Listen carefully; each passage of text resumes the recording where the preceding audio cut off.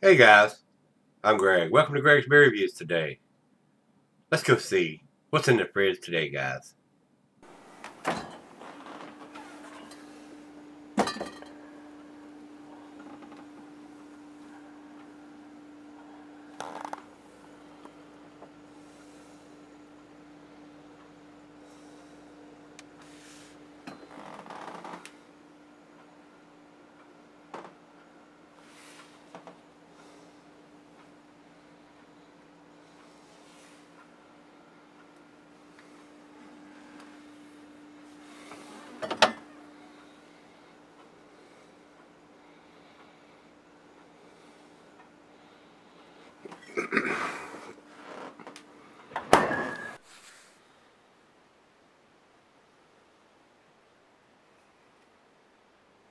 Hey guys, welcome to Gregsbeerreviews today. Today's beer comes from Lagunitas Brewing. This is the Brown Shugga. And guys, I did this, Lagunitas sends me beers, and I reviewed this beer last January. So it's been a year, just to say it's been here. It was last January. This is the end of January 2017, 2018. I did this sometime in 2017 in January. So it must be the time of the year. And they just send me certain ones. I mean, they do a whole lot more beers other than what they send me. So I don't know what is the rhyme or reason of what they do send me, guys. I know they send me the new releases, but this is not a new beer. So I don't understand why they would send this to me again when they just sent it to me last January, unless there was something different about it, which I'm not aware of. And as I've told you guys, Lagunitas was bought out by Heineken, but it seems like they still have control over what they're doing. So not a fan of AB InBev, Molson Coors, Heineken, whoever buying out the small craft beer breweries. I'd rather support the small independent breweries. But anyway, let's get on with this. I don't know what to expect. It did not blow my hair back or my socks off last January when I'd done it. And I had done it once before when it was some kind of substitute ale, Lagunitas. I don't remember now, undercover substitute, or I don't remember what it was. So I've done this beer actually 3 different times.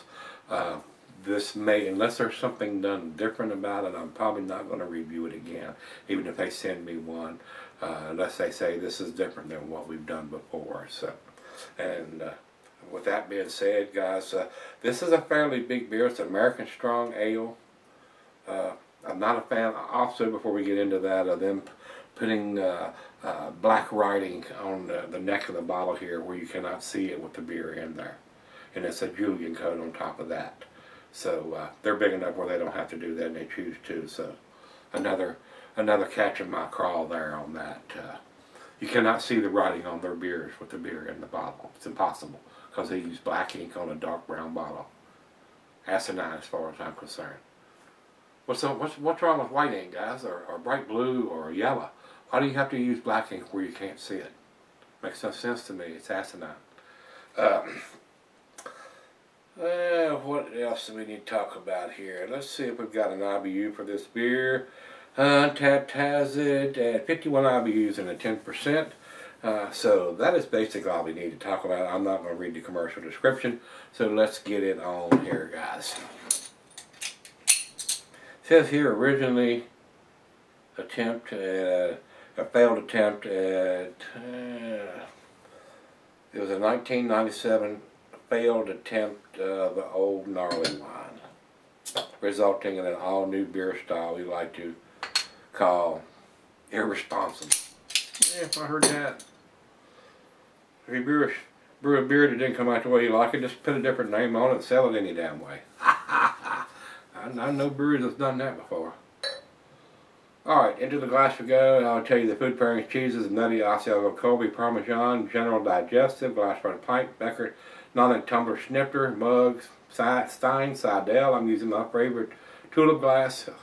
And it says here can be sold for a long period of time, guys. So, yeah, I think my last review of this was a fairly long review, and I'm not going to do that this time, guys. I went off and on a rant and talked about this and that and everything else but the beer. So to the nose we go. It's a nice red ruby color, caramel color. Just barely, the lacing, I mean the head is just barely covered. Top of the beer. Smells exactly like a strong ale. Got a nice sweetness to it. A little bit of caramel toffee. I am to take a little bit of hops in there. Maybe just a little bit. Seems to be a little hoppier version of what a regular American strong ale would be. Let's dive in and see what we got. Cheers, everybody.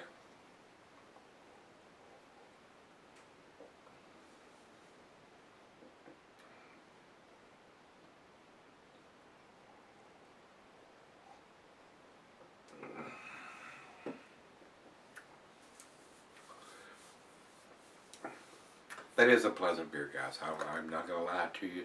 It is a very tasty beer. Alcohol is fairly well hidden for a 10%er. Nice sweetness. Seems like there's enough hops in there to balance that out.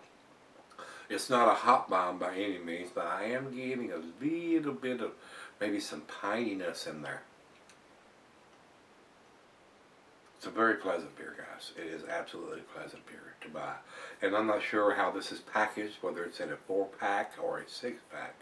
If you could pick up 6 of these for 10 bucks, that would be a good buy on a 10% beer. Now, if it's packaged in a 4-pack, maybe not so much, but still, it's a 10%er. I mean, that's like 2 regular beers.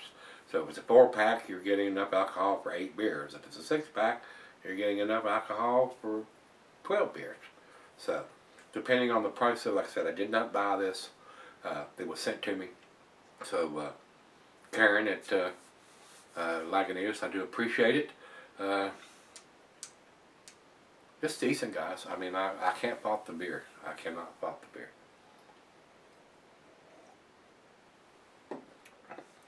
And it's nice and tasty. It's a nice change up from my typical hoppy beers, and a nice change up from the porters and imperial porters and imperial stouts and stuff that I drink. So a nice change up for me, and I do appreciate that. Like I said, probably not something that I would buy for myself, unless, like I said, if I seen this and it was in a 6-pack and it was like 10 bucks and it's 10% alcohol, you're getting your bang for your buck there, especially with that much alcohol for that price. But like I said, I don't know how it's packaged, so I don't know if it's a 4-pack or a 6-pack. But I do know it's right out of the fridge, and we're going to sip on it for a little bit, let her taste it, and we'll come back and see where it ends up. Alright, guys, I'm back. Been sipping on it for a little bit. Nice slicing is left on the glass. Tasty beer, guys. It is. I can't default it. Tastes just as good as it did the last time I had it. Probably would be a good buy if it's done in a 6-pack at 10% and around 10 bucks or less. If it's only done in a 4-pack, it's not so much of a good buy. But still, it's a 10%er. So, I mean, you're getting twice the alcohol content of a standard beer. So, final chug.